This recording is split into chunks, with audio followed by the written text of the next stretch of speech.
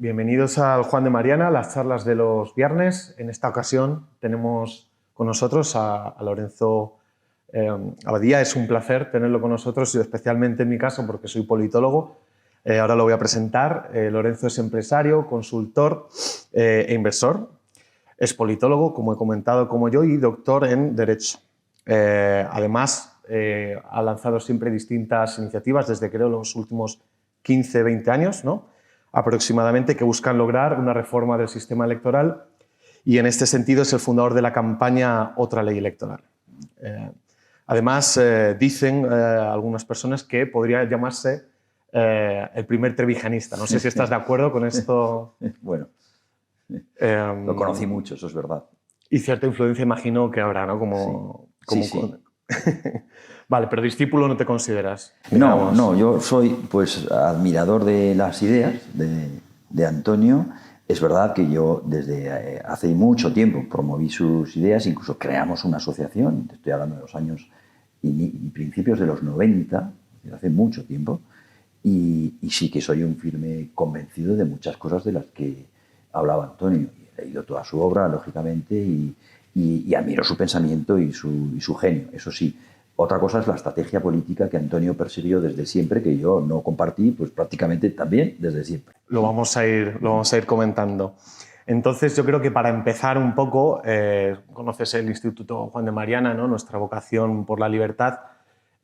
Para los que nos estén escuchando y puedan no entender un poco por qué nos interesa este tema en concreto, coméntanos cuál es el vínculo que puede haber entre la reforma de la electoral que propones, que al final es una reforma democrática, este vínculo de la democracia en sí con el liberalismo. Bueno, yo creo que el vínculo es enorme y es muy férreo, ¿no? Para empezar, es que la democracia, lo que nosotros entendemos en Occidente desde la época moderna, por democracia, o si se quiere desde la época contemporánea, es la democracia liberal o la democracia burguesa. Nadie habla de la democracia clásica ateniense. Cuando hablamos de democracia nos estamos refiriendo a la democracia ya representativa y, por lo tanto, la democracia burguesa o democracia liberal. Es verdad que la democracia es una libertad colectiva, ahora lo explicamos si quieres, y el liberalismo aboga por las libertades individuales. Bien, pero piensa una cosa, y vamos a poner a un liberal por el medio, que es Benjamin Constant. Constant decía: las libertades civiles, los derechos individuales, sin libertad política, no están garantizados. Es decir, no puede haber una conquista, no se pueden considerar conquistados los derechos individuales si previamente no se ha conquistado también la libertad política. Y es fácil de entender, porque los derechos individuales, más allá de que el derecho casi siempre al final es la ley del vencedor, como decía Freud, ¿no? Es decir, la aplicación de las normas y de las reglas de juego de quien ha ganado, si nos remontamos a la historia y muchos años o siglos atrás, es verdad, por otro lado, que al final se positiviza. Y se positiviza pues, en una constitución, en leyes orgánicas, etcétera, etcétera. ¿Y cómo se positiviza? Pues se positiviza a través del poder legislativo, es decir, a través de la creación de las leyes.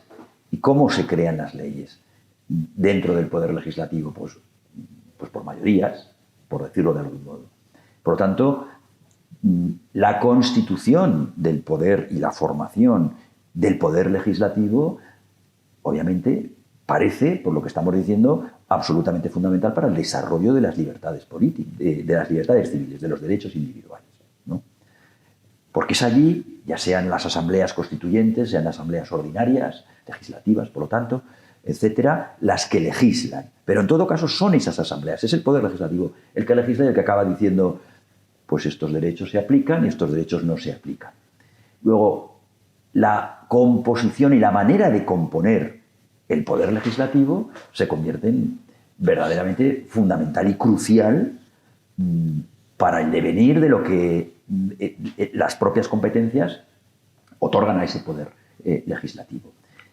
Y ahí es donde entra la libertad política. Es decir, si ese poder legislativo, que es el que hace las leyes y el que acaba diciendo Podemos verlo, por ejemplo, déjame que ponga rápidamente un ejemplo, en la conquista de los derechos civiles en los Estados Unidos en los años 60. Ahí había, hasta entonces, la gente que no tenía esos derechos, es decir, los blancos disfrutaban ya de las libertades, de las libertades civiles, pero hizo falta esa conquista para que una parte de la población también lo tuviera. Mientras esa conquista no se ha producido, en realidad no había democracia. Por ejemplo, en un pueblo, en una sociedad en donde una parte puede votar y otra parte no puede votar, o tienen los problemas que tenía entonces, que tenían los negros para poder votar, ahí no había una democracia. Por poner un ejemplo. Pero de la misma manera, podría ser que mañana dijera el Poder Legislativo, pues ya no la raza, sino esta parte de la población o este sector de la economía, pues va a tener estas restricciones. ¿Y eso quién lo hace? El Poder Legislativo. Luego, la composición y la forma en que se compone el Poder Legislativo se convierte en absolutamente fundamental y garantía de las libertades individuales. Vuelvo a cómo están, para resumir. Las libertades civiles, que es la base del liberalismo y los derechos individuales, sin libertad política, son meras concesiones del poder. Es así. Y por lo tanto, yo como liberal, como demócrata, pero también como liberal, digo, me uno a Constant, es absolutamente fundamental que garanticemos las libertades políticas para que éstas, a su vez, puedan garantizar los derechos individuales. ¿Y cuál es la garantía de la libertad política? ¿Qué mecanismo garantiza la libertad política? Ahora entramos en ello. La democracia. Y ahí tienes el vínculo entre la democracia y el liberalismo.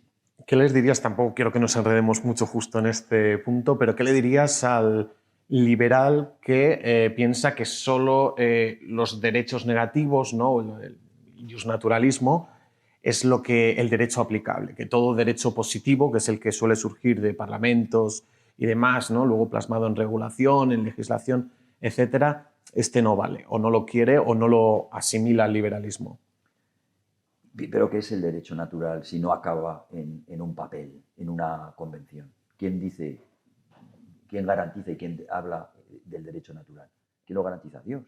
¿O quién? ¿O la Agenda 2030? Es decir, ¿cómo se garantiza eso? Habrá que firmarlo entre todos y habrá que coger y decir, bueno, bien, pues lleguemos a un pacto, esto se puede hacer, esto no se puede hacer, etcétera, etcétera. Y eso necesita una positivación, por decirlo de alguna manera, es decir, una normativa, ¿no? Y esa normativa, dependiendo de quién la ha hecho, eso es lo fundamental, dependiendo de quién lo haya hecho, pues será de una manera o será de otra. Y ahí es donde yo digo, la libertad política, es decir, la democracia, que es el instrumento que garantiza la libertad política, es la que a su vez garantizará los derechos individuales. Y yo creo que en ese sentido no cabe otra. Pero hay otro vínculo, si quieres, lo digo rápido, entre la democracia y el liberalismo, entre el liberalismo y la democracia. La base de los autores fundamentales del liberalismo, Locke, Montesquieu. Anteriormente a ellos, el mismo Marsilio no es un liberal, pero Marsilio, que forma parte de la escuela, por decirlo así, o del movimiento del republicanismo cívico, que es la base del humanismo, que al final va a ser la base también del propio liberalismo, ellos basan la democracia o sus principios liberales, la política, me refiero al liberalismo político, en dos cuestiones que luego asume la propia democracia como propios, que es el principio representativo y la separación de poderes. Locke y Montesquieu lo basan fundamentalmente en la separación de poderes, más Montesquieu que Locke, pero Locke inicia ya estas cuestiones y este pensamiento. Y Marsilio, que es previo a ellos, lo hace también con la representación. ¿Qué es la democracia al final? La suma, y lo vemos cuando se consagra de alguna forma con las revoluciones burguesas, es decir, a partir de la Guerra de Independencia americana, que es la suma de la separación de poderes y de la representación, es decir, de la representación de la sociedad civil, donde en el poder legislativo, en el que hace las leyes. Recuerdo, ¿no? Por lo que comentas, ¿no? También enlazado con la representación que vamos a hablar luego, diría que era Locke, ¿no? Que decía no hay impuestos sin representación, ¿no? Sí. Que es como No taxation without representation. Exacto. Entonces, has vinculado, creo que bastante bien, ¿no? La democracia con el liberalismo, cuál es el nexo de unión, pero en concreto el tema que te importa a ti, que queremos tratar hoy, es el sistema electoral y su reforma. ¿Por qué a un liberal le tiene que importar en sí el sistema electoral? Es decir, ¿cómo le afecta al liberal, a sus ideas que quiere poner en práctica y demás, el sistema electoral, que al fin y al cabo es simplemente una parte, ¿no?, de todo lo que es el sistema democrático. ¿Por qué es tan esencial y por qué nos debería interesar? Pues porque el liberal está, vamos a decir, obsesionado en el buen sentido de la palabra por las libertades individuales, fundamentalmente.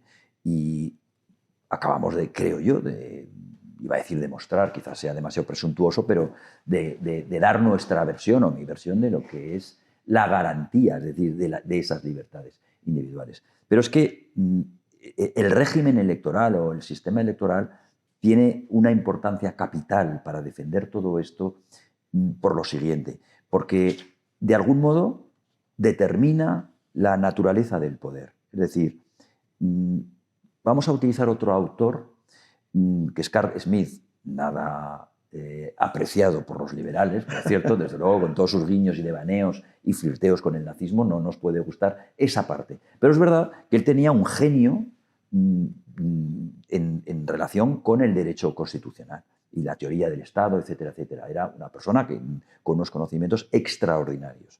Y cuando él analiza el poder, y lo analiza fríamente, ya sin la pasión posterior, él analiza el poder y lo desnuda, por decirlo de alguna manera, lo disecciona en tres binomios, digamos, que determinan el poder y lo político, mejor dicho, ¿vale? En su fórmula, en su libro Lo político. Y hay uno de ellos, que es en el que yo me centro ahora rápidamente, que es el binomio mando-obediencia. De esa ratio, es decir, de esa relación, de cómo se manda y sobre todo cómo se permite, vuelvo a Locke, cómo consentimos que nos manden, de esa fórmula se obtiene, digamos, un resultado. Bien, ese resultado determina la naturaleza íntima de un régimen de poder. Por eso es tan importante la ley electoral. ¿Qué quiero decir? Vayamos, por ejemplo, a la política de Aristóteles. Fíjate que estamos hablando de hace tiempo, pero podríamos basarnos en ella para determinar los tres clásicos regímenes de poder. La monarquía, entendiendo no la monarquía constitucional de ahora o parlamentaria, sino la monarquía, el gobierno de uno, la aristocracia, que luego deviene o degenera en, sí, las tres degeneraciones. Exacto. Monarquía, aristocracia, democracia y sus degeneraciones, que son tiranía, oligarquía y oclocracia, o si se quiere, demagogia. Bien, ¿qué están determinando? Pues que manda uno, o que mandan varios, o que manda el pueblo. O los mejores, eso decían, es lo que, ¿no? En este caso la aristocracia. Bueno, sí, porque viene de lo del arete, que viene digamos, de la excelencia. Bien, pero en todo caso es gobierno de uno, gobierno de varios, gobierno de todos, ¿no? Vale, y eso que al final da, o monarquías, vamos a decir, tiranías, o si quieres simplemente regímenes autoritarios, o bien oligarquías, o bien democracias. Aparte del nombre, ¿por qué uno es una monarquía y otro es una oligarquía, es una democracia? El otro es una democracia. Muy sencillo, por la manera, vuelvo a decir, en que se relaciona ese binomio que comentaba Carl Smith, es decir, la manera que nosotros permitimos que nos manden. Consentimos, que habría dicho Locke, que es uno de los autores que para hablar de la representación la basa en el consentimiento. Bien, la manera en que nosotros permitimos que nos manden va a determinar la naturaleza de un régimen de poder. Es decir, si no permitimos, si al final no estamos consintiendo que nos manden, pues vivimos bajo una dictadura. Si parece que mandan unos cuantos, pero parece que mandamos nosotros, es decir, que les estamos permitiendo mandar, porque al final la aristocracia o las oligarquías se visten con las galas, vamos a decir, de la mentira, por ser claros. Eso es una oligarquía. Y no estamos permitiendo realmente, o en puridad, no estamos consintiendo que nos manden o que nos representen. Si de verdad lo hacemos, es una democracia. ¿Consideras que ahora mismo en España, y ahora te hago una pregunta un poco más para que puedas profundizar, pero cortito, ¿consideras que ahora mismo hay una oligarquía, es un sistema oligárquico? Por supuesto. En el sentido aristotélico. Por supuesto. Y ahora veremos por qué. Ahora veremos enseguida, si quieres, y me lo permites, vemos por qué. Haciendo como más estudio de caso, ¿no? Bajamos al caso español. ¿Qué problemas o deficiencias ves tú, intuyes tú en el sistema electoral, ¿de acuerdo?, para poder decir esto es una oligarquía y no una democracia. Vale, déjame que antes, porque creo que quedará más claro, ponga otro ejemplo, muy rápidamente. Me voy a basar en Mandeville. Mandeville, Bernard de Mandeville, vosotros lo conocéis bien, porque lo utiliza Adam Smith en la teoría de los sentimientos morales, utiliza la tesis de Adam Smith, que es el padre del liberalismo, al menos del liberalismo económico, utiliza a Mandeville. Y Mandeville tiene un libro muy conocido que se llama La fábula de las abejas, con un subtítulo que no hace falta, os ahorro a quienes no hayáis leído el libro, las 650 páginas del libro, porque el subtítulo es el resumen del libro. Vicios privados, beneficios públicos.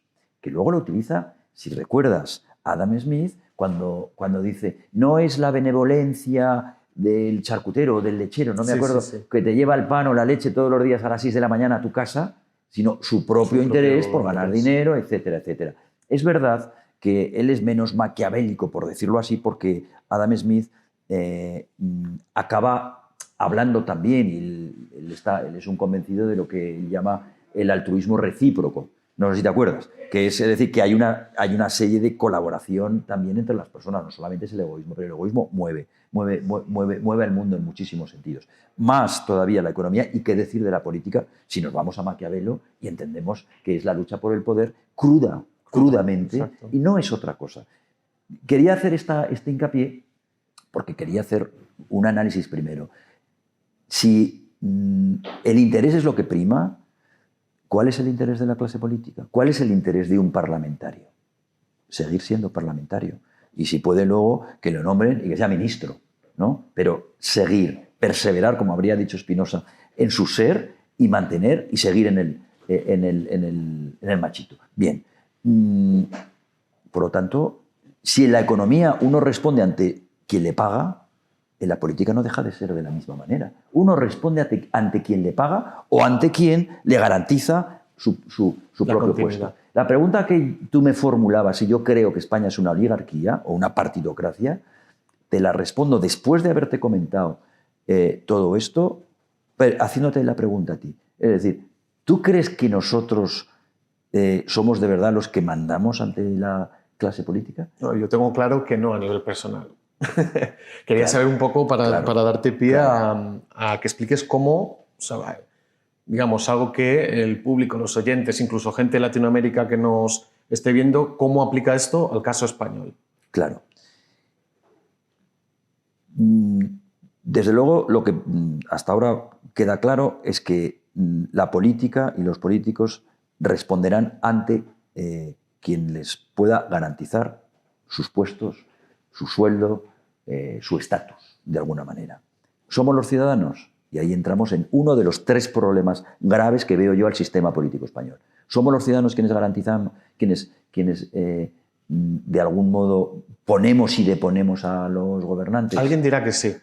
Bien, pues yo digo que no. Alguien que diga, bueno, sí, yo puedo votarles, quitarles el gobierno, dárselo, etc. Y diremos, ¿por qué no? Y le responderemos, también en Cuba se vota. Y con el franquismo se votaba. ¿Y eso es democracia? Eso no es democracia. Eso son plebiscitos. Ya hablaremos de los plebiscitos, si me das la oportunidad, en esta charla. Lo que está claro es que la clase política no depende de nosotros. Y ahora vemos por qué. Luego, la pregunta final, que es la clave para que un liberal, yo diría un ciudadano, pero un liberal especialmente, tenga presente. Si no dependen de nosotros, ¿cómo van a trabajar para nosotros? Es imposible que trabajen para nosotros. ¿Y por qué no dependen de nosotros? Porque a nosotros, cada 4 años, Rousseau decía del pueblo inglés, se creen libres porque votan una vez cada 4 años, pero en realidad lo que están haciendo es ser libres un día cada 4 años y luego son esclavos, porque él estaba a favor del mandato imperativo.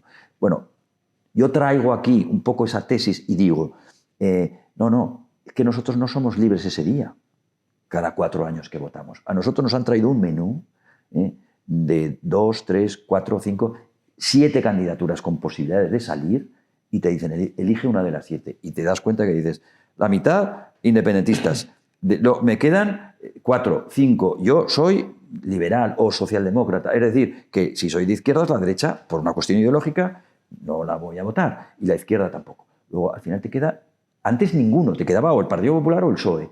Y ahora pues te queda uno o dos como mucho. Pero son listas que han hecho en las sedes de los partidos políticos y que han puesto uno a uno a cada uno de los candidatos. Alguien podría decir que al final de eso se trata, ¿no? De elegir entre el menú. No, eso no es una democracia, eso es una oligarquía.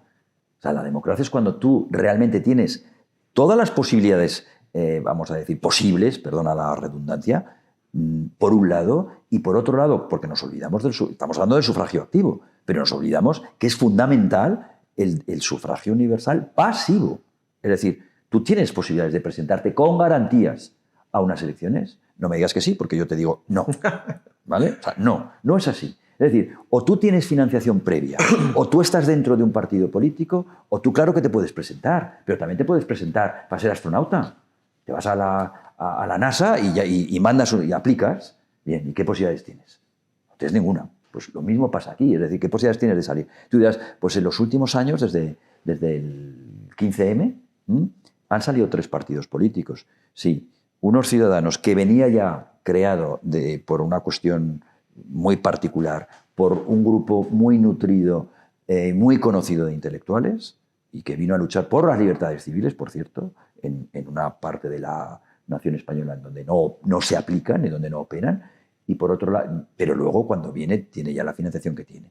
Luego los otros 2 partidos, Podemos y Vox, todos sabemos que no venían con las manos en los bolsillos, cada uno por su sitio, todos lo sabemos, ¿no? Por lo tanto, no es pertinente. Lo que no hay es la libertad de una persona para poderse presentar en garantías a título personal, que es como se tiene que hacer. Es decir, donde realmente hay posibilidades. Y eso al final, ¿en qué depara? ¿No? Pues depara en qué deriva. Pues en que los ciudadanos al final tenemos un menú que ni siquiera podemos cambiar. Es decir, tú no puedes ni alterar el orden de una lista. Y al final, ¿qué quiere decir eso? Dices, no, hombre, pero tienes esas posibilidades. No, el que está dentro de la lista sabe a ciencia cierta que tú, ciudadano, no lo has puesto en el Parlamento, lo ha puesto el capo en la sede correspondiente de cada partido político. Muchos saben ya que van a entrar. Antes de las elecciones, claro, pues el quinto por Madrid, calculas entrar. Claro, lo único que tienes que hacer es que te sigan poniendo el quinto. Sí. Y sabes perfectamente lo que tienes que hacer para ser el quinto. Es decir, no romper la disciplina de voto. O sea, tan sencillo como eso. Entonces, por enumerar, por tenerlo claro, ¿cuáles son los problemas en España?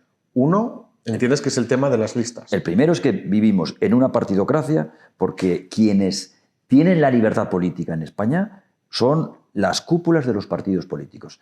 Hay mucha literatura y de hace muchísimos años, yo diría que irrefutada, ¿no? Desde entonces, como la ley de hierro de las oligarquías de Robert Michels, todas las teorías de las élites, de Mosca, Pareto, etcétera, etcétera, en donde esto queda clarísimo. Es decir, son las élites, son las cúpulas de los partidos políticos en donde los que de verdad mandan. Y por lo tanto, porque al final dices, bueno, bien, pero eso, ¿a nosotros en qué nos afecta?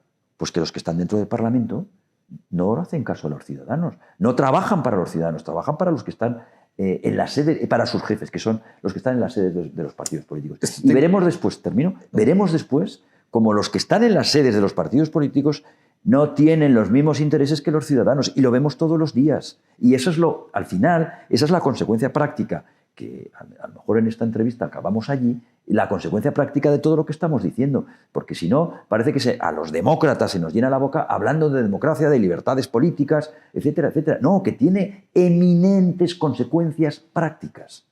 Y luego entramos. Si quieres, te iba a decir, como, ya por bajar un poco a la necesidad, ¿no? A la vida práctica del ciudadano, ya liberal o no, indiferentemente. ¿Cómo le afecta esto? Vamos a suponer, partamos de que la hipótesis es cierta, ¿vale? Ya no es hipótesis, es una certeza, vivimos una oligarquía, llamémosla partitocracia. ¿Esto en qué le afecta en el día a día al ciudadano? Pues en que los problemas que se tendrían que solucionar y los problemas que tendrían que estar en la agenda política y en el Parlamento no están. ¿Tú ves que estén hablando, por ejemplo, del reto que supone en el siglo XXI la globalización? Es un ejemplo. ¿Tú ves que alguna vez nos hayamos... Y mira que hay literatura, y literatura extraordinaria al respecto, que la clase política en el Parlamento hayan tenido un debate al respecto de cómo penetrar en los famosos círculos de las cadenas de valor, que es donde realmente ahora se está dirimiendo dónde está el progreso y dónde está la riqueza en el mundo entero. ¿Tú has visto un debate, por ejemplo, a ese respecto? ¿Tú has visto algún debate sobre la Agenda 2030? ¿Cómo se puede afrontar? ¿Es interesante o no es interesante? ¿Tú has visto algún debate que se produzca en sede parlamentaria respecto a cuál debe ser el papel de España en Europa? ¿Y cuál debe ser el papel de Europa en el mundo? Por poner un ejemplo. ¿Tú has visto alguna vez un debate también en el Parlamento, qué sé yo, por ejemplo, en relación con si debemos entrar y participar o no en la famosa nueva ruta de la seda, que lo está transformando todo ahora mismo en el mundo, ¿no? Por ejemplo, si no hay un solo debate a ese respecto, por dos motivos. El primero, no hay capacidad, porque si al final lo que se premia y lo que se acredita es la fidelidad perruna de quien está en el Parlamento y levanta la mano y el dedo cuando le da cuando el jefe se lo pide, no rompiendo la disciplina de voto jamás, que eso no se produce más que pues en una oligarquía, no se produce en una democracia, como puede ser el Reino Unido, como puede ser Estados Unidos o incluso Francia. Se rompe la disciplina de voto. ¿Por qué? Porque el diputado es responsable ante sus electores. Y entonces al señor que le manda le dice, no, que es que yo quiero repetir y tú no me vas a poner, me ponen los electores, porque ese sistema permite, habilita o garantiza que sean los electores quienes le ponen. Luego hablaremos un poco también de ejemplos, ¿no? Has sacado el ejemplo británico, quizá que es el más conocido en este sentido. Podemos luego, si tenéis un poco en el radar algunos, comentarlos y ahí compararlos y demás. Pero, por ejemplo, tú propondrías, ya yendo un poco más a soluciones, ¿no? A donde tú ves que puede haber un cambio. ¿Estás a favor o en contra del mandato imperativo, por ejemplo? Yo estoy a favor del mandato imperativo. Pero yo lo que quiero es que se discuta en la sociedad española si tenemos o no tenemos que aplicar el mandato imperativo. Por ejemplo. El mandato imperativo, por si algún oyente no lo conoce, si lo puedes explicar rápidamente. Sí, pues la capacidad que tiene la población, el pueblo, los votantes, de retirarle el mandato, el consentimiento del que hablábamos antes, de retirar el consentimiento a su representante. Lo que acaba de pasar en California, al final no lo han retirado. Es decir, ha habido una revocatoria de mandato para el gobernador y Newsom y se puso en marcha, se incoó todo el procedimiento, pero al final, por la razón que sea, se ha mantenido. Pero el tío se ha tenido que examinar a los 2 años, pero no porque se cumplieran 2 años, no, porque un grupo de ciudadanos entendía que había traicionado su programa electoral y montó una revocatoria, incoó una revocatoria de mandato. Corrígeme, habría una diferencia ahí, ¿no? El mandato imperativo es si no cumple lo que prometió y por lo que fue elegido, ¿no? En su circunscripción, va fuera. Sí. Luego el sistema revocatorio, que es, sí, además, pues hace un referéndum concreto, pero con eso lo que ocurre es que aunque incumpla lo que ha prometido, si la gente entiende que dada la situación pues se merece seguir porque ha cambiado el contexto o lo que sea, al final no es mandato imperativo. Se lo ha saltado, se ha saltado la promesa. No. O sigue teniendo la mayor simpatía a nivel ideológico. Luego es mandato imperativo porque se ha renovado el mandato. En ese caso... bueno, pero ha cambiado, ¿no? Claro. Ha cambiado. Ahora la promesa es diferente en ese momento. Pero piensa una cosa, que de lo que se trata no es de mantener una rigidez absoluta, sino que dependa del pueblo, que dependa de los votantes. Y si los votantes, como pasa muchas veces, porque en 4 años puede haber una guerra, por ejemplo, que cambie y trastoque, puede haber una pandemia, como hemos visto, que cambie y trastoca los planes, las concepciones, las necesidades, etcétera, etcétera. El responsable político también tiene que estar al frente de todo eso. Pero entonces yo lo que digo es que el mandato imperativo para mí es fundamental. Y la revocatoria de mandato es la herramienta que garantiza que va a haber mandato imperativo, ¿no? Otra cosa es, Burke decía, para cargarse el mandato imperativo, que cuando uno llegaba y cuando era elegido desde su circunscripción, llegaba ya a la sede nacional, al Parlamento, aunque fuera por arte de Birloque, se convertía ya en un representante de la soberanía nacional. Sí, yo no estoy del todo de acuerdo, pero ese sentido de la responsabilidad sí que tiene que haber. O sea, crees y defiendes, y uno de los... O sea, ya yendo un poco más, porque al final muchas veces los analistas políticos o la gente que ha estudiado ciencias políticas siempre son buenos detectando los problemas, ¿no? Y yo estoy de acuerdo, ¿no? Lo que comentas tiene sentido. Yo te lo voy a concretar todo, lo que pasa es que estoy exponiéndote los problemas, ¿eh? O sea, Exacto, sí. exacto. Respecto al primer problema que hemos dicho, que era que tenemos una partitocracia, que las cúpulas hacen las listas y que por lo tanto las cúpulas son las que mandan en este país, hay una manera de erradicar la partitocracia, que es erradicar las listas de partido. Si tú te cargas las listas de partido, se acabó la partitocracia. Sin listas, radicalmente. No listas abiertas. Sin listas abiertas. Las listas abiertas no son suficientes. Habría que incorporar, y hay distintos modelos, no solamente está el modelo anglosajón del sistema mayoritario luego, si quieres, o del diputado de distrito, exactamente. Hay bastantes modelos. Está el finlandés, que a mí me gusta mucho, por ejemplo. Luego me comentas, ¿no? Me gustaría que hicieras ahí una comparación para... Vale, pero de lo que se trata, para erradicar el problema de que la clase política no depende de nosotros, para que dependa de nosotros, de los ciudadanos, y por lo tanto para que trabaje para nosotros, es fundamental que la capacidad de hacer las listas no esté en las cúpulas de los partidos políticos. Y para eso o no hay listas o se tiene que arbitrar un sistema de primarias que no tenemos en España, todavía bien organizado, para garantizar que una persona de verdad se puede presentar en un partido con todas las garantías. Para eso habría que cambiar. Por eso hablamos del sistema electoral, no de la ley electoral. Habría que cambiar también la ley de partidos. En España, para hacer una reforma política de verdad, la reforma de la ley electoral y la reforma de la ley de partidos van indisolublemente. ¿Quieres comentarme otros problemas que ves? Y luego, si quieres, sí. Vamos un poco más a lo específico, viendo esta conexión, ¿no?, con la ley electoral. Vale, voy a ser más breve. El siguiente problema, hemos dicho, que además está en el artículo 68, creo, de la Constitución, que el sufragio tiene que ser, entre otras cosas, tiene que ser universal, libre e igual. Libre ya hemos visto que no es. Hemos visto, o yo he dado mi opinión, de que no lo es. Eso no quiere decir que vivamos en una dictadura, pero de no vivir en una dictadura a vivir en una democracia hay un trecho. Sí, no, a veces parece que si no es una cosa es la otra. Claro, hay un tracto, y en ese tracto, ¿sabes qué está en el medio? La oligarquía de partidos, entre otras cosas. Tampoco decimos que es libre e igual. ¿El voto en España es igual? Ahí sí que son matemáticas. Porque esto hasta ahora puede ser una opinión. Que el voto no es igual en España son matemáticas. No hay más que saber sumar. En mi tierra y en otras, por ejemplo, Huesca, en Teruel, conseguir un diputado cuesta 2,8 veces menos que aquí en Madrid. 2,8, casi 3 veces menos. 80.000 y 200 y pico mil. ¿Es eso equitativo? ¿Es justo? Pues yo creo que no. Pero eso además, ¿qué conlleva? Conlleva que haya, por el tamaño de las circunscripciones, hay minorías en España, como puede ser, yo qué sé, el Partido Animalista o la UPyD en su momento, etcétera, oye, que muchas veces no conseguían representación. UPyD tenía 1 millón de votos y un 1%. Uno y pico, sí. Tenía un escaño. El PNV tenía un 1% también de los votos de toda España y tenía 6 escaños.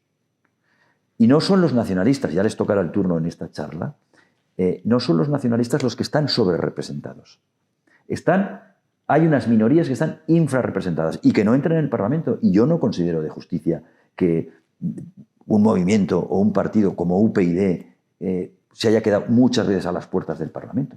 A mí no me parece equitativo, no me parece justo y desde luego no es igual, en el sentido de que no opera, el voto no es igual. Yo creo que ese problema o esa deficiencia, un sistema político y un sistema electoral lo debería solucionar. ¿Dónde entonces, si no son las minorías territoriales, los partidos nacionalistas, los que están sobrerepresentados y si unas minorías determinadas están infrarrepresentadas, ¿qué otras mayorías o dónde está la sobrerepresentación? Porque esto es como una energía.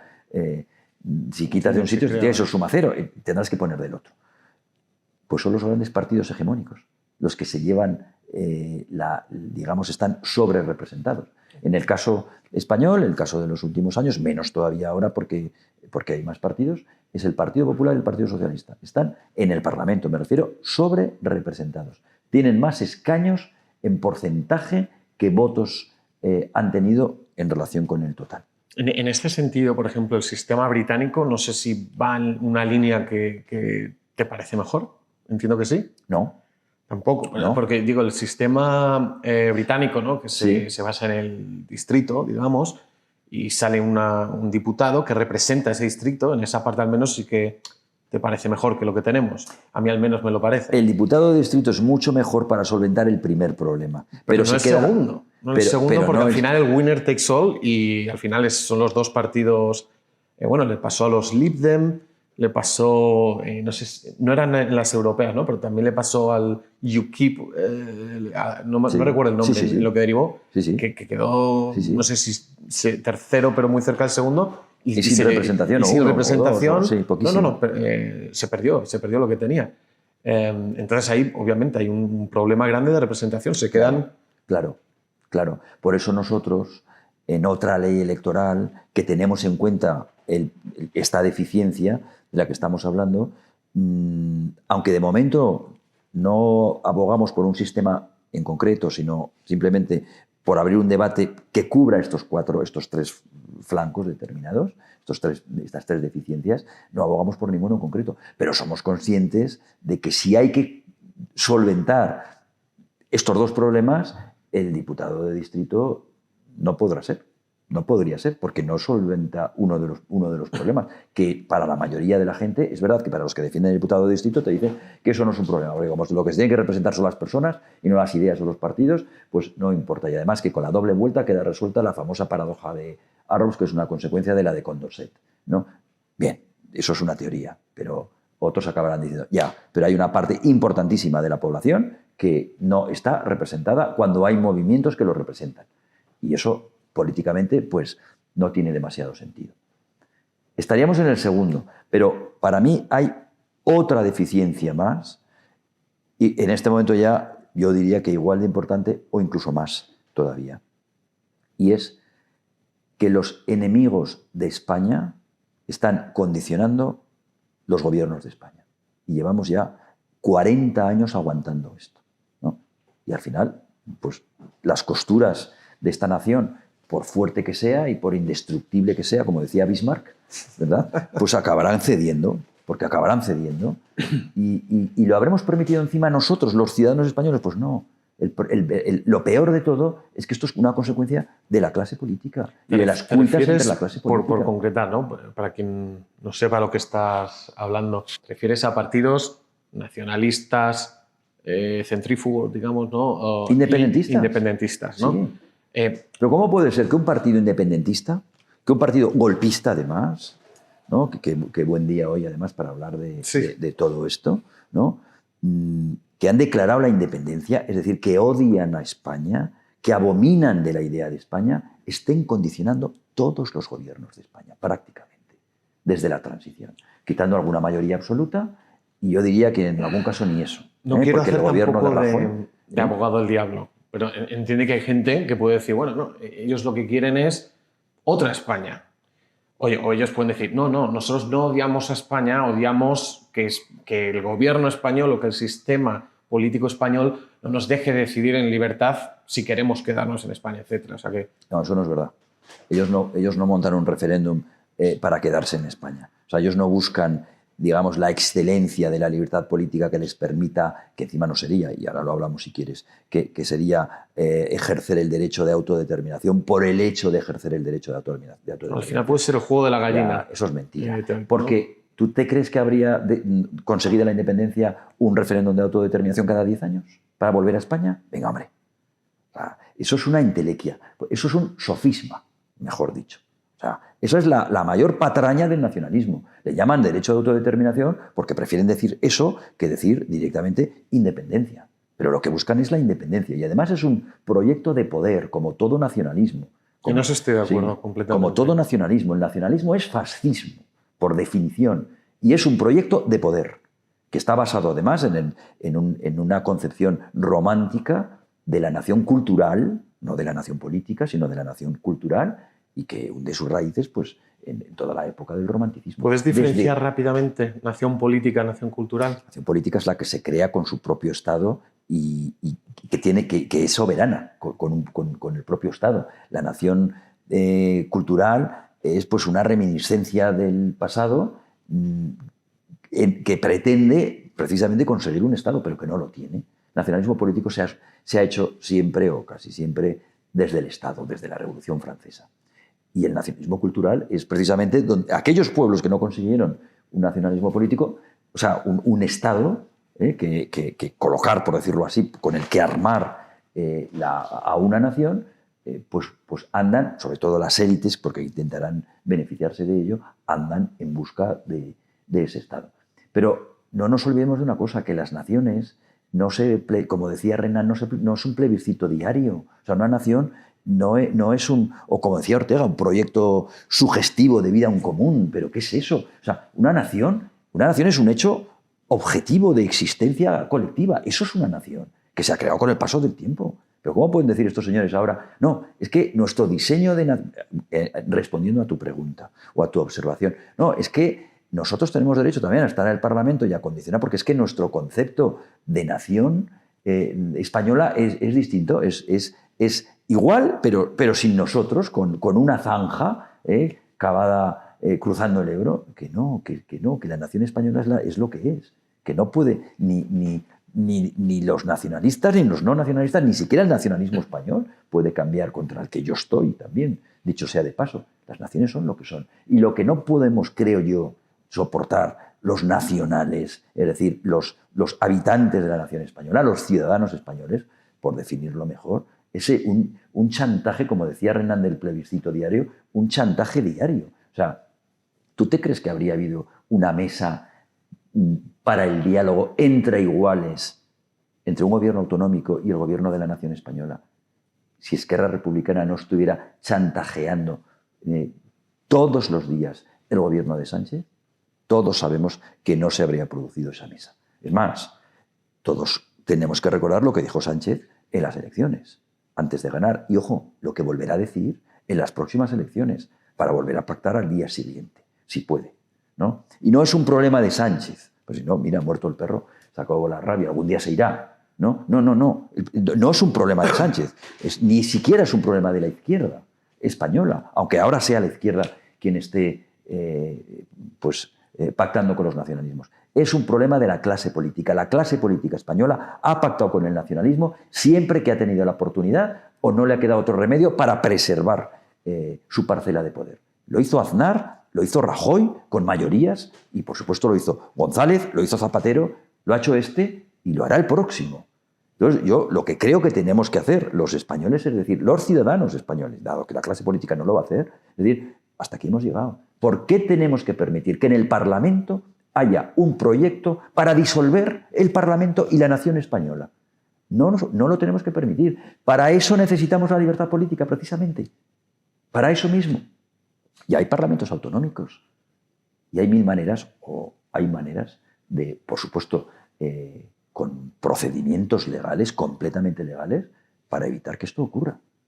No podemos. Te preguntaría muchísimas cosas, pero claro, se nos derivaría el tema completamente y si quieres luego lo comentamos. Pero bueno, has planteado ya como los tres problemas principales que ves. Ahora, bajando un poco al barro, ¿no? Al mangarse, ¿qué soluciones realmente existen? ¿Tú has estudiado de alguna forma? ¿Quieres proponer, ¿no? con las iniciativas que has tenido en todos estos años? Que, digamos, pongan en una balanza estos tres problemas con las soluciones, porque hemos visto que hay algunos países que solucionan la primera, pero no la segunda, etc. Lógicamente, para solucionar estos problemas hace falta reformar la ley electoral y la ley de partidos. ¿Cómo hay que reformar la ley electoral? Pues teniendo en cuenta estos tres problemas. ¿Hay sistemas electorales que tengan en cuenta estos tres problemas? Sí. Por ejemplo, del que vamos a ser testigos de su funcionamiento pasado mañana. El sistema mixto alemán. Es uno. Otro sistema que funciona... Puedes explicarlo, ¿no? Porque al final yo lo conocemos porque hemos estudiado ciencias políticas, lo vemos, nos interesa, pero hay gente que piensa que lo mismo el sistema alemán es como el español. El sistema alemán se llama mixto porque recoge lo mejor del sistema anglosajón, es decir, el diputado de distrito, y también lo mejor de los sistemas proporcionales puros, que el de España no es puro, porque está, vamos a decir, completamente sesgado, no por la ley D'Hondt, que sigue siendo un sistema proporcional, sino por la circunscripción de la que ya hemos hablado. Y recoge lo mejor del sistema proporcional y los une al final. Pero son dos elecciones distintas. Es como si el Bundestag estuviera dividido en dos partes. Una parte se elige con circunscripciones uninominales, es decir, diputados de distrito, personas que se presentan personalmente, candidatos que se presentan a título personal y que responden a título personal de los electores, y por otro lado... Por un partido también. Sí, o no. ¿O no? No, ¿hay algún caso? Sí, puede haber, podría haber. Otra cosa es que tú, en el sistema alemán en concreto, porque digamos que el sistema mixto es lo que estamos diciendo, pero luego tiene la particularidad del sistema alemán, ¿no? Y de otros, como puede ser en otros países. El sistema alemán exige, si no recuerdo mal, que la candidatura tengas que tener como mínimo 1 o 2 diputados más para hacer, como si dijéramos, un grupo parlamentario y estar, si no, no entrarías en el Parlamento. Porque hay también una barrera de entrada. Sí, es una barrera de entrada, ¿vale? Pero quedémonos con que hay diputados de distrito que responden personalmente, los cuales, y esa es la clave y la grandeza de esa parte, ya no tendrán que responder ante las cúpulas de los partidos políticos, responderán ante sus electores. ¿Y sabes qué significa eso, Pablo? Pues muy sencillo, que trabajarán para ellos, porque su bienestar, su estatus, su sueldo, su nómina, depende de los votantes. Trabajarán para ellos. Volvemos a Mandeville, a Adam Smith. Segundo, la otra parte del Bundestag es un sistema proporcional. ¿Para qué? Para que las minorías, los partidos animalistas, los UPyDs, las Izquierdas Unidas, los que sean, el Partido de la Libertad en España, que jamás obtuvo representación parlamentaria, y a lo mejor lo habría tenido en un sistema proporcional puro. Bueno, por eso ellos defienden el sistema proporcional puro, ¿no? Entre otras razones. ¿Estarían representados o podrían estar representados en el Parlamento alemán? ¿Por qué? Pues porque tiene esa ventaja. Ese es el sistema mixto. El sistema, ese es un poco más complejo de explicar ahora, el sistema finlandés, digamos que es un sistema de listas, pero son listas tan abiertas porque se designan por números que al final la adscripción a un partido político y la disciplina a la que tú te tienes que someter respecto a las cúpulas de tu partido político se anula. Han sido capaces con listas de anular la disciplina del partido. Y por lo tanto, para mí me parece pues también extraordinario, es decir, perfectamente aplicable. ¿Qué distritos propondrías tú para España, por ejemplo, para evitar movimientos tipo gerrymandering, ¿no? Que al final hacen que salgan un poco los que cierto partido quiere, ¿no? Según... Sí, el gerrymandering... ¿Y quién diseñaría estos distritos? Sí, para los que no saben eso, es un sistema que está implantado en el Reino Unido, que las circunscripciones, es decir, el ámbito donde los votantes tienen que votar, se modifica. Y se modifica un poco pues, en función de los intereses. Lo que hizo la UCD al principio con las circunscripciones, ¿no? y la ley electoral. O sea, que digamos que la organizó, hizo gerrymandering de algún modo, porque la organizó de tal manera que ellos sabían que los votos los tenían en el mundo rural más que en el mundo urbano, donde el socialismo estaba ya más metido, ¿no? Sobre todo lo que era la socialdemocracia. Y entonces, bueno, ellos diseñaron un sistema de tal manera que... Sin embargo, ahora se ha dado la vuelta, ¿no? Se ha dado la vuelta, es curioso. Claro. Pero en caso de hacer pues esta reforma electoral, ¿no? de que saliera adelante, ahora veremos, te preguntaré qué perspectivas tienes de ello. ¿Quién diseñaría esto? Es que este es un tema capital, ¿no? Si al final sabemos que por Huesca, ¿no? Tienen que salir X diputados y por Madrid pues 20, proporcionalmente nunca va a ser similar. ¿Quién haría ese cambio de decir, no, bueno, pues tiene que ser de otra forma, o ampliar los asientos del Parlamento para que Madrid pueda tener toda la representación sin que Huesca no pierda los 1, 2, no sé cuántos tiene exactamente? ¿Cómo se haría esto? Sí, bueno, sí, técnicamente es complicadísimo. La ley orgánica otorga dos fijos. No sé si la ley orgánica o el 67 de la Constitución es igual. Y luego hay uno más por población en todos los demás. O sea, a las pequeñas les toca uno. Al final tienen 3. Las más pequeñas tienen 3. Eso se haría, lógicamente, con una nueva ley. si tocas, que habría que tocar las circunscripciones, habría que reformar la Constitución. Pero no hay, las constituciones están para reformarlas. Lo que hace falta es el quórum necesario para poderlas modificar. ¿Haría falta una asamblea constituyente? Claro que haría falta unas cortes constituyentes para modificar la Constitución. Y el ya se convocarían. El coste de oportunidad, esto yo creo que es muy importante explicar, ¿no? ¿Qué significa eso? Pues el coste de oportunidad de abrir el melón de la Constitución, sabiendo pues, cómo está el país, ¿no? Las mayorías más o menos que hay, abrir ese melón para cambiar la ley electoral, las circunscripciones y demás, sabiendo lo que puede pasar, ¿no? Si abres ese melón. Que al final, bueno, en teoría, bueno, pues si algo se tiene que cambiar y es lo que la gente quiere, pero bueno, a mí, lo personal, me podría dar miedo. Igual que me podría dar miedo salirme de la Unión Europea ahora mismo. Me parece un freno a populismos de diferentes... Sí, no, bueno, a mí la segunda parte, por supuesto, me parecería un horror salir de la Unión Europea. Lo que tendríamos que hacer es todo lo contrario. ¿Y en la primera? En la primera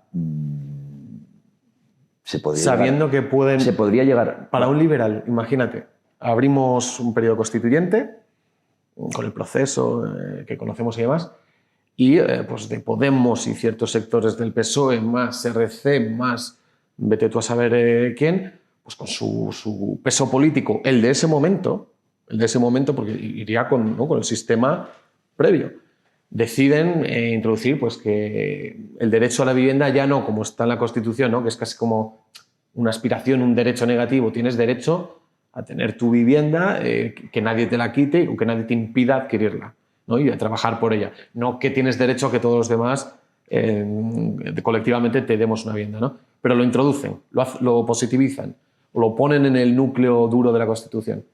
Ese es el coste de oportunidad. Bien. Pero, perdona si la pregunta es demasiado... No, me parece muy pertinente y tiene una contestación muy clara. Déjame que te ponga un ejemplo. Si tú te encuentras que sé, en una cacería, estamos hablando de una hipótesis, te están corriendo, persiguiendo no sé cuántos jabalíes heridos detrás y ya no tienes un arma. Y te encuentras de repente te encuentras ante un pequeño abismo, pero relativamente estrecho, y tienes que saltarlo. ¿Que cabe la posibilidad de que te caigas al abismo? Sí, pero ¿tú sabes lo que te persigue? Bien, pues tendrás que tenerlo muy en cuenta para saber si te tienes que lanzar o no. Yo creo que estamos muy cerca, en España, de llegar a ese abismo. Y que, por lo tanto, más vale que sea pequeñito porque lo vamos a tener que cruzar. Y lo adjudicas directamente a la ley electoral.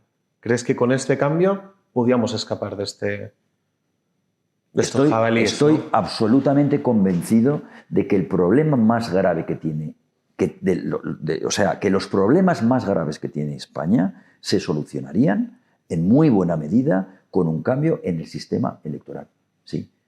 O sea, si tú eres capaz de dejar de prescindir, es decir, de evitar el chantaje nacionalista a partir de ahora, una vez cambiado el sistema electoral, y por otro lado, haces que la clase política dependa directamente de los ciudadanos, te has cargado el 80% de los problemas que tiene este país.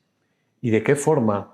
Teniendo en cuenta que partimos de la base de lo que hay ahora, ¿no? Del reparto de poder que hay ahora y de los equilibrios que hay ahora. Vale. ¿De qué forma, sabiendo que ahora mismo, como tú mismo has dicho, dependemos de los nacionalistas, cómo vamos a conseguir que haya una mayoría, cuando ahora mismo dependemos de los nacionalistas, para hacer esta reforma, para iniciar este proceso? O sea, dependes de los nacionalistas y ellos no van a ceder en este sentido, ¿no?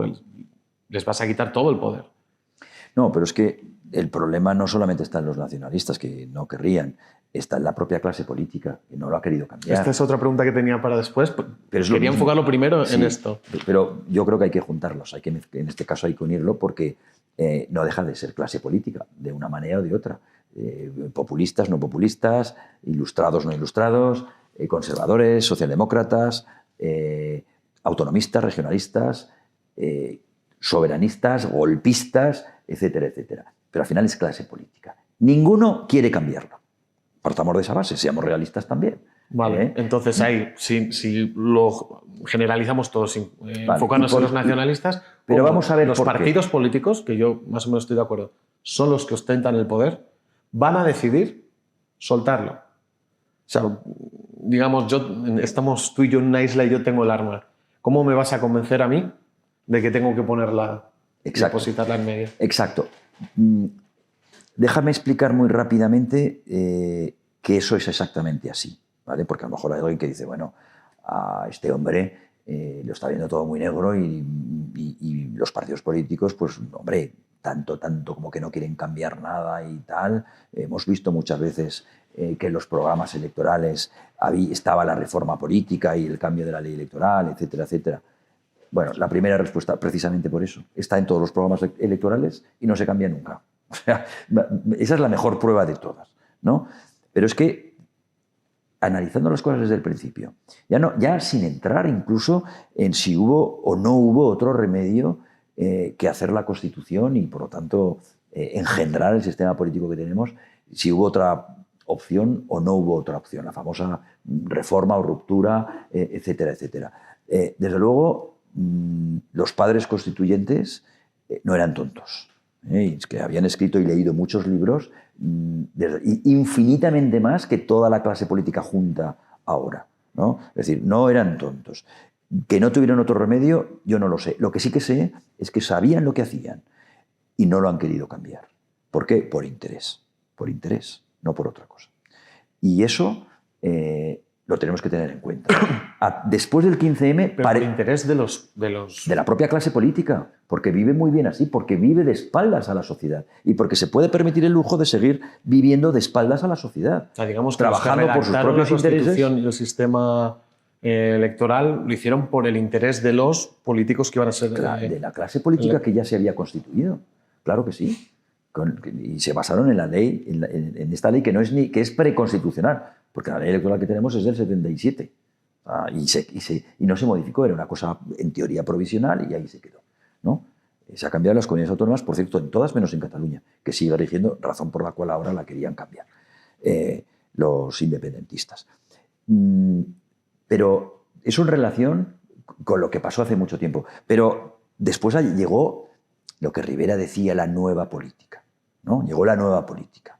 Que, por cierto, yo siempre digo que que de lecturas pues tenía más bien poquitas, ¿no? No sabía cuando hablaba él pensaba que la nueva política le sonaba muy bien, pues un poco como política 2.0, ¿no? Y como no se ha leído un tebeo, él no sabía que el concepto de nueva política ya lo acuña o ya lo saca a colación Ortega y Gasset, por cierto, en una conferencia de hace un siglo, creo que fue en 1919, aquí, al lado, en el Teatro de la Comedia, en la calle Príncipe. Entonces, Ortega, a quien ya le acusan, por cierto, de haber extraído ese término de Giner de los Ríos, creo que era, ya habla de la nueva política. 1919, no estoy diciendo 2019, un siglo antes de que este chaval saliera hablando de la nueva política. Pero si te das cuenta, los tres partidos políticos hablan no solo de regeneración, sino de que van a cambiar el sistema electoral español.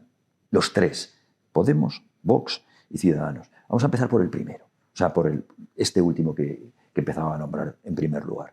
Ciudadanos, ¿cuántas veces habéis visto a Rivera hablar de que su partido tiene primarias, de que las primarias le dan una importancia? Yo llegué a ver, en la televisión, es decir, eso tampoco es una opinión, no hay más que buscar la hemeroteca y contemplar lo que os estoy diciendo. Eran las elecciones de una comunidad autónoma que recuerdo perfectamente cuál. Y entonces sacan a Rivera lleno de televisiones alrededor y de cámaras de televisión y de micrófonos de emisoras de radio y empieza a jactarse de que su partido apuesta por las primarias, por la democracia interna, que todo candidato en su partido tiene la garantía de que se va a poder presentar, cosa que no ocurre en el resto de los partidos. En ese momento estaba mirando fundamentalmente al Partido Popular. Y habla sobre las primarias y cada vez se engola más. Y acaba diciendo, en este partido hay y habrá siempre primarias y todo candidato, todo aspirante puede presentarse a unas elecciones primarias. Por cierto, dice, mi candidato es fulanita. Y le dijo fulanita. Y claro, ¿sabéis cuántos candidatos se presentaron a esas elecciones? No se presentó ni Dios, más que fulanita. Que por supuesto fue la candidata de Ciudadanos en la autonomía correspondiente. Además, buen fichaje, por cierto, a mi modo de ver. Pero ocurrió así. Eso es el concepto de democracia interna que tenía Rivera en Ciudadanos. Pero os acordaréis también de Pablo Iglesias, por ejemplo, en Podemos. O sea, todos los problemas personales por las flagrantes y escandalosas incongruencias en las que este hombre ha incurrido respecto... Las contradicciones, ¿no?, que ha cabalgado. Claro, respecto a eso que le encantaba cabalgar, ¿no? O sea, entre lo que decía y lo que hacía. Entre todo el mundo tiene derecho a una vivienda digna y no sé qué, no sé cuántas, y el casoplón. Y como es una detrás de otra. ¿Cómo ha solucionado siempre Pablo Iglesias los problemas? Pues como todo dictador, con un referéndum. Porque los referéndums se convocan siempre para... ¿Cuántos referéndums se han perdido en la historia? ¿Cuántos plebiscitos se han perdido? Aparte del tonto de Cameron. Uno más. Dime uno más. Es que no se pierden. ¿Por qué? Porque están controlados. Bueno, en Colombia, ¿no? El proceso de paz. Pero esa es la democracia al final. Esa es la democracia interna de Pablo Iglesias o de Podemos. Y procuro no personalizar, pero eso es lo que trajo... Ese es el concepto de democracia interna y de regeneración que trajeron los círculos a la política española. El plebiscito. Imagínate, que lo inventa o lo saca del olvido. O sea, ¿quién es? ¿Napoleón? ¿Mussolini? ¿Y quién más? Eso es el plebiscito. Y Hugo Chávez, ¿no? Ese es el plebiscito y el sistema plebiscitario. Y termino, porque además es una experiencia que esa yo la he vivido en primera persona, con Vox. Cuando llega Vidal Cuadras a la presidencia de Vox, que ya nadie se acordará porque estuvo 3 meses o 4 meses, los estatutos le permitían elegir a 2 personas a dedo, designarlas al Comité Ejecutivo Nacional de Vox. Y nombró a 2 personas, a Ramón Peralta, un profesor de Derecho Constitucional, y a mí. Y estuvimos en Vox esa temporada. El Vox liberal conservador de esa época. Estuvimos en Vox. Y yo llegué como 2 o 3 semanas más tarde que Ramón Peralta. Y como somos amigos, al llegar le digo, oye, Ramón, ¿y esto, cómo ves esto? ¿Qué tal está? Y tal, y la gente, y porque bueno, este comité yo no conozco excepto a Alejo, yo aquí no conozco a nadie. Y me dice, bien, pero me dice, macho, hay una cosa que te sorprenderá, porque a mí me ha sorprendido exageradamente, que es lo siguiente. No hacen más que nombrar el entrismo. Y yo al principio decía, ¿pero qué? ¿El entrismo? ¿Pero qué es eso del entrismo? Y oye, y es un término que yo no conocía y que vas a ver como no dejan de nombrarlo. Y el entrismo, y al final dice, pero bien, pero dime qué es eso del entrismo. Oye, ¿sabes qué es? El miedo a que entren desde fuera y acaparen el poder dentro del partido. Estaban obsesionados desde el origen, desde la génesis de Vox, con el entrismo, con que entrasen desde fuera. Y la prueba es que los que estaban siguen siendo exactamente los mismos, ¿no? Por lo tanto, vamos a lo que tú me decías. La nueva política no va a solucionar este problema. La vieja ya hemos dicho que menos. Conclusión, o lo hacemos los ciudadanos o no hay forma humana de reformar el sistema político español. O de reformar esta herramienta que... La herramienta que nosotros, en mente, ¿no? La herramienta que nosotros hemos puesto en marcha es una campaña que no tiene todavía solución de continuidad, es decir, que va a permanecer en el tiempo hasta que consigamos el número suficiente de firmas como para que ese número ejerza un poder ya importante sobre la clase dirigente. Yo no digo que sea fácil conseguir millones de firmas. Digo que es difícil conseguir los primeros cientos de miles, luego será bastante más fácil. Pero los primeros cientos de miles nos está costando mucho conseguirlas. Ahora bien, si tenemos millones de firmas, si conseguimos millones de firmas a favor de reformar la ley electoral y la ley de partidos en España, yo te aseguro que la misma clase política, por su propio instinto de supervivencia, se encaramará a lo más alto de esa ola para navegarla. ¿Tienes un número en mente aproximadamente? Millones de firmas. ¿Millones puede ser 3 o pueden ser 20? No harían falta 20, pero probablemente harían falta 5, 6, 7, 8 millones de firmas. Sí. ¿Y por qué no la clase política, sabiendo que al final se juega el control de sus diputados, el poder, su sistema de turnismo, los nacionalistas, su forma de chantajear y demás? ¿Por qué? O sea, explícame, intenta convencerme a mí y a los que nos están viendo cómo con 6 millones de firmas la clase política va a decir, oye, pues sí, vamos a hacer... Al final ellos pueden simplemente ignorarlo y seguir adelante. No, porque 6 millones de firmas Decimos 6 como pueden ser 8 como pueden ser 10. No, yo no estoy seguro de eso. Pero con millones de firmas, lo que es la sociedad política, que no está formada solamente por la clase política, sino por los medios de comunicación, los intelectuales, etcétera, el follón, entre comillas, que se crearía, es decir, la efervescencia que habría en la sociedad por estar metido dentro de lo que es la propia agenda política, sería tan grande la presión de los propios medios de comunicación que por oportunismo uno antes que otro por adelantarse, todos irían cogiendo la bandera de la reforma. Si lo hemos visto en otras cosas. Si 6 millones de personas firmaran, ¿consideras que los partidos políticos de motu propio dirían, venga, vamos a abrir el melón constitucional? Si no el melón constitucional. Cuidado, que cambiar la ley electoral exige en según qué cuestiones una pequeña reforma constitucional, una pequeña. No hagamos tanto aspaviento con la reforma constitucional. Recuerdo que se cambió también la regla de oro, se ha cambiado. Pero sí, exactamente. O sea, cambiamos el 135 en 10 minuos y aquí no pasó nada. Exacto, vale. Ahora, si consideras que eso es posible, con alrededor de 6 millones de votos, si hubieran 6 millones de firmas de catalanes y de no catalanes en el resto de España que quisieran proponer una reforma electoral que permitiera votar solo a Cataluña para un referéndum. No te entiendo la pregunta. Si 6 millones de firmas pueden forzar a los dos partidos que pueden gobernar, ya sea aliados con uno o con otros, si hay un... Vale, ya, con si hay 6 millones de firmas entre, yo qué sé, un tercio de los catalanes o cerca de la mitad, hipotéticamente, todo el resto de personas del resto de España que estarían de acuerdo, están cansados ya del tema, quieren una solución y quieren ceder su soberanía, digamos, ¿no? Si hay una parte importante de la población española, de toda la población española, que quiere un referéndum, en mi opinión, yo no convocaría un referéndum, pero desde luego, si de convocarlo o de estar a favor de un referéndum, siempre tendría que ser, lógicamente, con una mayoría, pero muy solvente, que quiera un referéndum, que quiera convocar un referéndum. Pero yo te he empezado diciendo que las naciones no se votan, y por lo tanto... ¿Pero los estados? Tampoco, no se votan. Bueno, a veces se deciden en despachos. No, distinto... Sí, Kosovo... Sí, claro, en el tercer mundo. Claro, y el Congreso de Berlín, ¿verdad? Pero claro, estamos hablando de una época que no tiene nada que ver. El Congreso de Berlín precisamente fue el Congreso que se carga no solo a Napoleón, sino muchas cosas que supuso el proyecto ilustrado de la Revolución Francesa.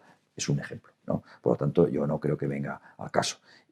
O posteriormente todo el reparto de África, también en otro congreso, ¿no?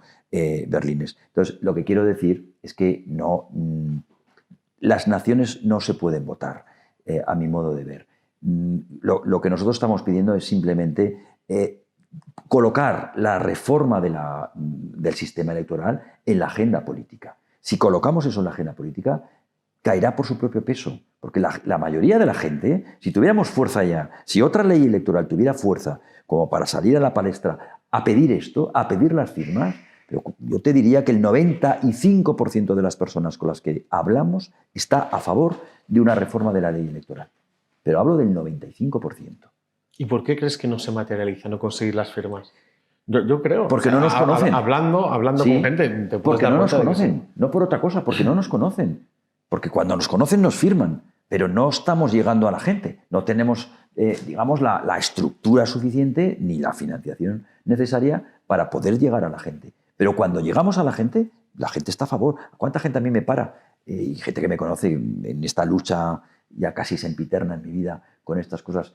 Lorenzo, te apoyamos, Lorenzo, estamos completamente a favor. A ver si lo conseguís, a ver si lo conseguimos. A veces incluso hablan en primera persona del plural, de lo cual, por supuesto, me alegro y me enorgullece, ¿no? Y así lo hacen, ¿no? Pero claro, no llegamos a todos los círculos. Si a nosotros nos hicieran como hicieron con Pablo Iglesias, llevarnos de televisión en televisión, ya tendríamos los millones de firmas. Porque además habríamos conseguido la financiación. ¿Por qué? Pues porque es una cosa que se cae por su propio peso, que es absolutamente necesaria en España, absolutamente necesaria. Te quiero preguntar si existen precedentes para dos cosas. Uno, para una recogida de firmas tan grande, ¿no? Que hemos dicho alrededor de 6 millones. Y segundo, que con ese número de firmas tan grande haya habido un cambio de este calado. ¿Existe? De la ley electoral en concreto, yo creo que no ha habido. De la Sería ley la primera... Pero sí ha habido recogidas de firmas y campañas civiles a través de movimientos civiles que han cambiado cantidad de cosas. Al principio de esta charla hemos nombrado la lucha por los derechos civiles en los años 60 en Estados Unidos, que hubo manifestaciones de un interés muy concreto y además, sabes tú, muchas veces reprimidas con violencia, etcétera, etcétera. Pero incluso así se modificaron las cosas y Johnson acaba modificando todo esto que venía de atrás y que además, bueno, por no entrar, porque todo esto viene incluso de la propia guerra de secesión americana, ¿no? Claro, pero en ese sentido no hay un caso. Hay claro, un caso. Que al menos, sí, pero me refiero al uso de las firmas como herramienta. Da lo mismo, porque las firmas, si hubiésemos tenido que recoger firmas papelito a papelito, como hace 30 años, pues todavía sería mucho más difícil. Lo bueno que tiene ahora las firmas es que son digitales y que eso te permite pues ir, a pesar de todo, vamos lentos, pero ir de una manera más rápida. Pero tú puedes equiparar perfectamente esto con la lucha de los derechos civiles. ¿Y cuántos derechos civiles se han conseguido a través de la presión de la calle? Cantidad. Incluso derechos que están ahora mismo en boga, como los de la LGTBI, por poner un ejemplo, si se consiguen, se han conseguido a través de presiones populares, de presión popular. Por poner un ejemplo. Pero no solo en España, en cantidad de sitios. O sea, ¿o qué son los tractores amarillos? Por poner un ejemplo. ¿O qué fue la manifestación a favor o en contra, en ese caso en contra de la guerra? Es lo mismo. Tú dirás, ya, pero son manifestaciones puntuales. ¿Y el foro de Ermua? Por poner otro ejemplo. No. Es decir, al final la sociedad civil se cansa de determinadas cuestiones porque se ve conculcados, ultrajados sus derechos, sus intereses, etcétera, etcétera, y sale a la calle. Lo que pasa es que en el siglo XXI, en plena sociedad del conocimiento, es más fácil salir a Internet y a las redes sociales para proclamar una reivindicación o para hacerla que salir directamente a la calle con las mesas como se salía antes, ¿no? Pero es lo mismo. O sea, tú recoge, dicho de otra manera, demuestra el clamor popular en relación con una cuestión determinada, el clamor, es decir, que hay un verdadero apoyo social a una determinada causa y la causa se conquistará por sí misma, porque ocurre siempre. Y eso es lo que nosotros decimos. ¿Y consideras que los... Hay otras estrategias, como tú sabes. Sí. A mí me parecen menos... Bueno, estuvimos hablando, ¿no?, antes de la charla, ¿no?, de gente que propone pues, la abstención activa, los escaños en blanco, ¿no? Hay diferentes fórmulas. ¿Por qué crees que es superior los escaños en blanco? Porque, entre otras cosas, ¿qué haces con los escaños en blanco? ¿Dejar todo el Parlamento en blanco? Pues si ya sabemos que con que haya uno de cada partido, pues si votan todos igual. O sea, si no se rompe la disciplina de partido jamás, con que dejen a uno y diga yo represento a todos los demás, es suficiente. Los escaños en blanco no hacen daño a la clase política, para nada. ¿La abstención haría daño? Sí, haría daño, pero yo creo que es imposible. No ha habido nunca un caso que a través de la abstención se haya caído un régimen político. Es que no puede haberlo. Yo creo que eso es una ilusión más que otra cosa. En cambio, la demostración palpable del clamor popular no es precisamente por defecto. No, es por la vía de hecho.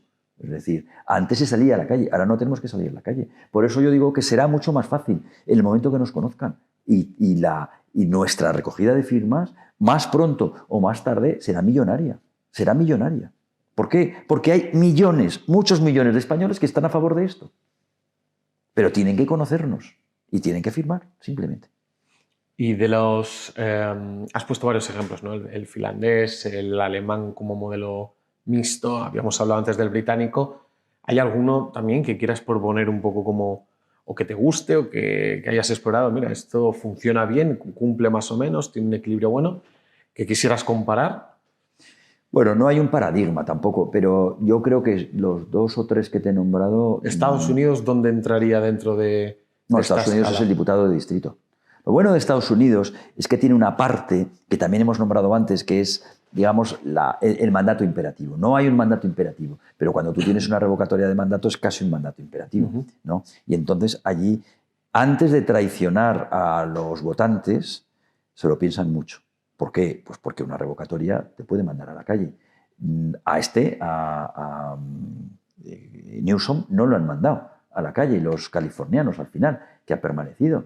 Pero la última revocatoria que hubo, lo mandaron a la calle. De hecho, Schwarzenegger se hace gobernador como consecuencia de un recall, es decir, de una revocatoria de mandato. Porque con la revocatoria no puedes decir vete a casa y dejar vacante el puesto, porque es el puesto de gobernador. Tiene que haber, se tiene que elegir. Es una moción de censura desde el pueblo, digamos, ¿no? Tiene que ser constructiva, exactamente. Tiene que haber una solución. ¿Y cuál fue el candidato que ganó después de una vez destituido en el mismo acto?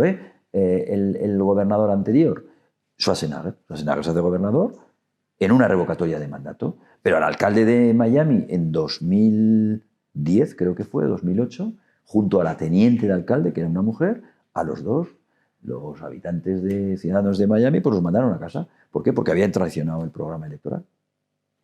Y vamos a hacer ya el último supuesto, ¿vale? Estoy viendo el tema ahora y demás. Hacemos el último supuesto. Supongamos que conseguimos las firmas, supongamos que el poder político cede, está preparado para ceder este poder.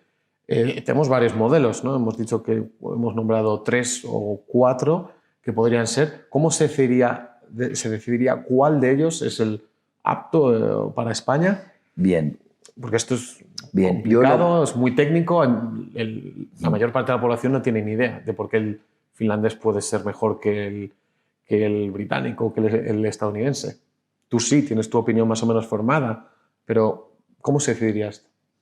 Sí, bueno, yo la tengo del todo, no más o menos. Lo que pasa es que no te estoy queriendo decir cuál es mi modelo, porque dentro de nuestra campaña hay esos 4 principios de los que hemos estado hablando, de que no tiene que haber sobre representación territorial, tiene que cumplirse la máxima de una persona un voto, tiene que haber un poder mayor del ciudadano respecto al representante y debería, como consecuencia de todo esto, haber más talento en la política, que no hemos hablado de ello, o tan apenas, pero una de las consecuencias de la mediocridad y de la poca calidad intelectual de la clase política actual es precisamente que no hay libertad. ¿Por qué? Porque donde hay libertad, pues va la gente más buena, la gente más preparada, la gente más creativa. Donde no hay libertad, el creador, el creativo, el inteligente huye por patas. ¿Por qué? Porque no le gusta estar allí, porque puede elegir y se suele ir, ¿no? Entonces, de eso no hemos hablado, pero el talento es fundamental y el talento es la consecuencia de todo lo anterior. Nosotros lo que decimos es que tendría que abrirse un periodo de exposición. Por eso decimos que tenemos que colocar en primer lugar esto en la agenda política para que se discuta. Y esto no se discute en un par de semanas. Tendría que ser un debate que estuviera en la sociedad durante un buen tiempo, para que la gente que quisiera informarse se pudiera informar. Y después, una vez, porque las fuerzas políticas al final tienen que estar aquí dentro. Es decir, cuando se vea ese clamor, se sumarán. Y si no se suman ellas, pues se sumarán otras o se crearán otras fuerzas políticas. Y entonces será el momento de que cada uno apueste por un modelo determinado. Y cuando se creen las cortes que se tienen que crear, con expertos por el medio, por supuesto, pues ahí se llegará a consensos. Lo deseable que sería, bueno, pues que se cumplieran estas 4 reglas. Si quieres, vamos. Yo me he quedado satisfecho con respecto a mis dudas, pero podemos ¿no? que el público pregunte. Muy bien. Paul. Vale, antes de pasar por las preguntas en YouTube, ¿hay alguien en la sala que quiera preguntar algo? Bueno, yo, si me lo permitís, voy a colarme. Voy a hacer una pregunta. Como los políticos, ¿no? Sí. Yo quería preguntar respecto al sistema de una persona, un voto, ¿no? Lo que has estado contando antes de que cada circunscripción tiene, digamos, un número de diputados y cuesta menos, por ejemplo, en la provincia de Teruel sacar un diputado que lo que cuesta en Madrid. Entonces, este sistema que propones de una persona, un voto, ¿no crees que acaba sobre representando a las grandes ciudades en el Parlamento? Al final sería un Parlamento cosmopolita de grandes ciudades y el mundo rural estaría no representado. Bueno, pero vosotros que sois liberales, como yo, por cierto, lo primero que defendemos son los derechos individuales. ¿Que Madrid tiene más votos y más fuerza que Guadalajara? Pues claro, porque es 20 veces más grande, o 30 o 40, o yo qué sé cuántas, ¿no? Pero al final tú lo que tienes que hacer es, de la misma forma que cuando hablas de derechos y hablamos de derechos y no nos gustan hablar de colectividades y de comunidades, etcétera, etcétera, porque acabamos diciendo la esencia o el núcleo de los derechos siempre tiene que terminar en el individuo, lo mismo pasa en el votante.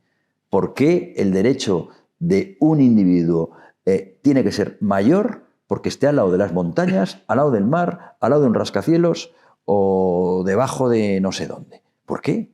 Pues si es un individuo igual que todos los demás, que se han juntado unos... Bien, bueno, pues a lo mejor posteriormente, igual que hay una redistribución de la renta, que para eso está el Estado, para corregir, vamos a decir, excesos, o llamémoslo como sea, pues también puede haber una política de reequilibrio territorial. Esto pero existe no... en Alemania, ¿no? El Parlamento alemán creo que no tiene un número fijo de diputados, sino que se va actualizando según los cambios demográficos.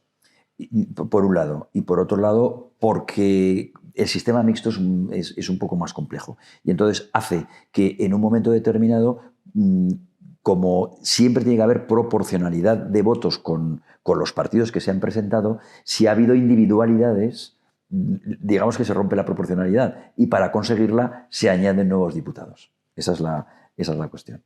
Aparte de que el censo se calibra también. Pero la base sería esa, es decir, la base de una persona a un voto son los derechos individuales, porque una persona tiene que tener, pongamos por caso, 1,3 derechos individuales, de derechos políticos, y otro tiene que tener 0,69. No tiene, a mi modo de ver, no tiene sentido, y menos incluso desde el punto de vista liberal.